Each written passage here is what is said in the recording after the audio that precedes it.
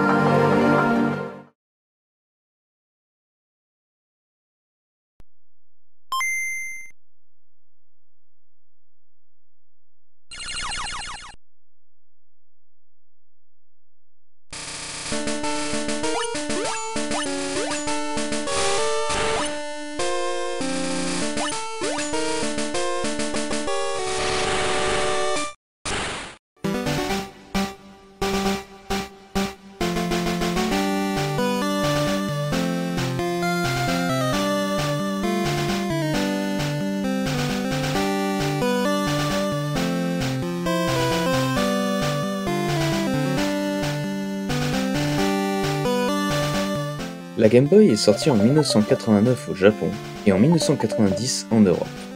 Ce n'est pas la première console portable de Nintendo, ni la première console portable à cartouche interchangeable, mais son design simple reprenant des éléments de la NES, notamment de la manette, ainsi que son faible coût de fabrication, a permis à Nintendo de vendre pas moins de 42 millions de consoles uniquement en Europe. Côté architecture, la console est très simple. Nintendo a décidé de fabriquer qu'une seule et unique puce pour sa Game Boy, utilisant l'architecture moderne comme un SoC. Appelée le DMG CPU, DMG pour le nom de code de la Game Boy, Dot Matrix Game, elle se compose d'un côté CPU, avec un processeur 8 bits Sharp LR3592, basé sur le Z80, et cadencé à 4,19 MHz. Le Z80 qu'on retrouvait à cette époque, entre autres, dans des calculatrices Texas Instruments, et même encore de nos jours d'ailleurs. Et d'un côté graphique, avec une résolution dingue de 160 par 144 pixels et de 4 niveaux de gris, en comptant la couleur blanche, ainsi que 8 kilooctets de mémoire vidéo. La Game Boy Color aura plus de mémoire vidéo, ce qui permettra d'ajouter des attributs de couleurs et d'atteindre 56 couleurs en même temps. Et côté sonore, la Game Boy peut générer 4 types de waveforms en stéréo, même si le côté stéréo ne peut être entendu qu'avec des écouteurs, la Game Boy n'ayant qu'un seul haut-parleur. Elle peut générer 2 pulse waves sur les canaux 1 et 2, le canal 3 est réservé au bruit blanc, et le canal 4 peut être utilisé pour générer des sons au format PCM.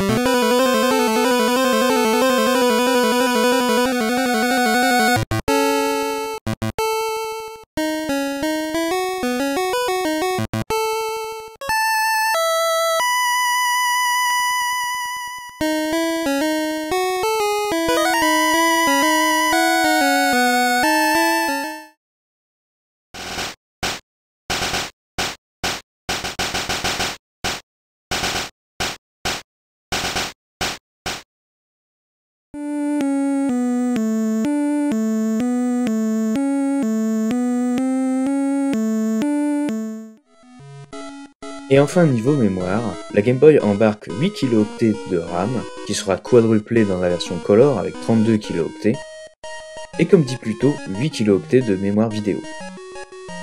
Évidemment, années 90 oblige, la console fonctionne avec 4 piles LR6 lui offrant une autonomie de 10 heures, ce qui est très honorable comparé à ses concurrentes de l'époque comme la Game Gear, qui certes proposait un écran couleur et rétro-éclairé, mais une autonomie de juste 4 heures avec 6 piles LR6.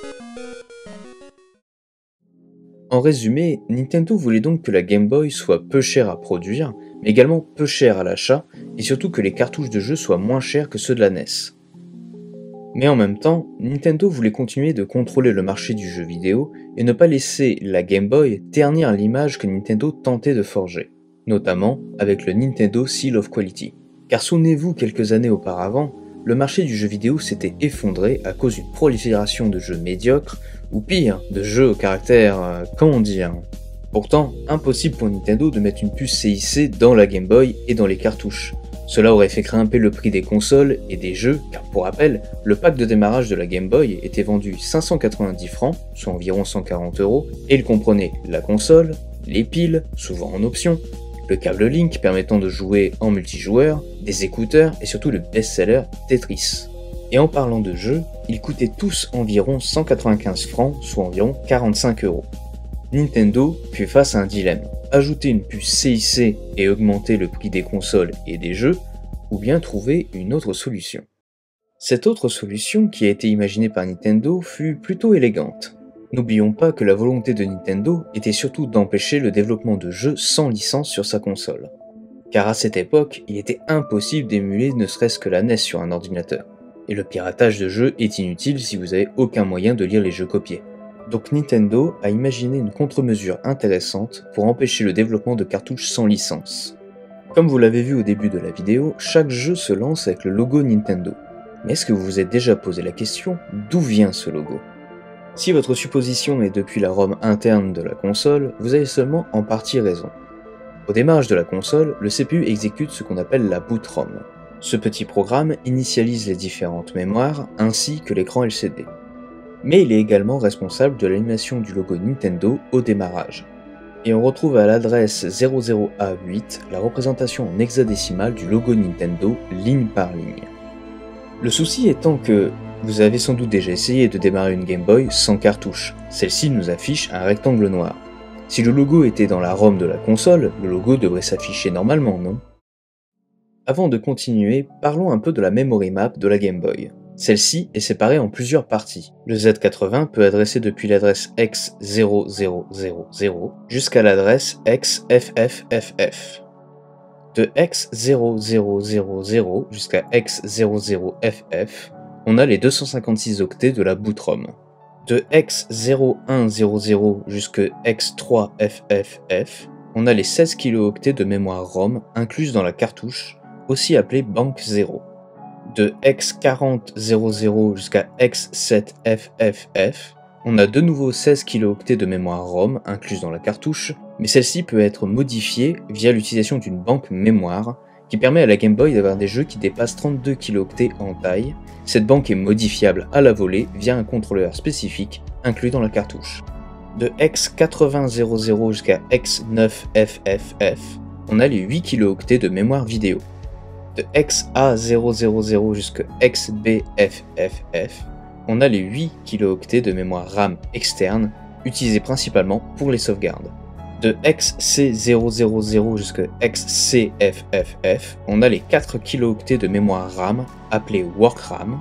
De XD000 jusqu'à DFFF, on a de nouveau 4 kilooctets de mémoire RAM, mais celle-ci, sur la Game Boy Color, peut être changée via un système de banque mémoire, comme la ROM de la cartouche. De XE000 jusqu'à XFDFF, on a le miroir des 2 premiers kilooctets de la WorkRAM, qui n'est jamais utilisé sauf dans certains jeux qui peuvent utiliser cette mémoire, appelée EcoRAM, comme mesure anti-triche. De FE00 jusqu'à FE9F, on a l'OAM, l'Object Attribute Memory, la mémoire qui sauvegarde l'état des sprites à l'écran. De FEA0 jusqu'à FEFF, cet espace n'est pas utilisé et était réservé à un usage futur qui n'a jamais été implémenté par Nintendo. De XFF00 jusqu'à XFF7F, cet espace est réservé aux registres utilisés par les contrôles et les boutons. De XFF80 jusqu'à XFFFE, On a la iRAM, c'est une mémoire extrêmement rapide qui est incluse directement dans le processeur. Et enfin, il reste un seul octet à FFFF, qui est l'interrupt du processeur. Maintenant que l'on sait comment est mappée la mémoire du processeur, voyons comment la console démarre. Tout d'abord, elle réinitialise la mémoire vidéo avec la valeur 0, puis elle charge l'adresse mémoire 0104 dans la mémoire vidéo. Voyons ce qu'il y a à l'adresse 0104. Il y a exactement la même série d'octets que dans la boot ROM, à savoir le logo Nintendo sous format d'octet. Une fois ces valeurs chargées en mémoire vidéo, la console lance son animation et joue le petit jingle. Une fois l'animation terminée, la console effectue une vérification du logo. Elle compare chaque octet du logo qui se situe dans la cartouche avec la valeur inscrite en ROM. Si toutes les valeurs sont correctes, le jeu se lance, sinon l'exécution est bloquée. Et voici le principe même de la protection anti-copie sur Game Boy. Chaque cartouche doit avoir le logo Nintendo au sein de son header, sinon la console refuse le démarrage. Et les octets doivent être parfaitement les mêmes que ceux dans la boot ROM, ce qui permet aussi de bloquer le démarrage du jeu si un des contacts de la cartouche a un problème et que le logo n'a pas été correctement copié depuis la cartouche. C'est d'ailleurs pourquoi le logo est totalement noir si aucune cartouche n'est insérée. Les valeurs en VRAM prennent alors la valeur par défaut FF, car le CPU ne peut pas accéder à la ROM incluse dans la cartouche, ce qui correspond à un pixel noir. Alors vous allez me dire, il suffisait alors du coup pour l'entreprise, qui voulait faire en fait un jeu sans licence, de mettre le logo Nintendo dans le jeu et c'était terminé. Alors en fait, oui, il est là le principe de la protection. Nintendo n'était pas sûr que les lois sur le copyright, surtout au niveau du copyright sur les jeux vidéo, soient les mêmes dans tous les pays. Donc du coup Nintendo a décidé de se baser sur les lois sur le copyright, des logos ou des images, qui elles sont vraiment bien implantées dans tous les pays du monde. Nintendo pouvait donc poursuivre ces entreprises, non pas pour copie de jeux illégales, mais pour utilisation illégale de leur logo ou de leur image. Dans les faits, cette protection était surtout dirigée vers les pays d'Asie du Sud-Est, où le piratage commençait à devenir de plus en plus rampant, notamment le piratage des bornes d'arcade CPS-1 de Capcom, qui commençait à arriver avec des bootlegs. D'ailleurs, ça pourra faire l'objet d'un futur épisode. En tout cas, j'espère que cette vidéo vous aura plu, n'hésitez pas évidemment à mettre un pouce en l'air si ce contenu vous plaît, et également à partager la vidéo, c'est très important. Passez d'agréables fêtes de fin d'année, on se retrouve donc l'année prochaine pour plus de vidéos anti-piratage et même d'autres types de vidéos. En tout cas, on devrait commencer l'année par la Xbox, ou par les modèles d'arcade si vous voulez qu'on parle des modèles CPS1 et CPS2, surtout avec leur fameuse pile suicide. En tout cas, portez-vous bien, et à l'année prochaine. Allez, ciao!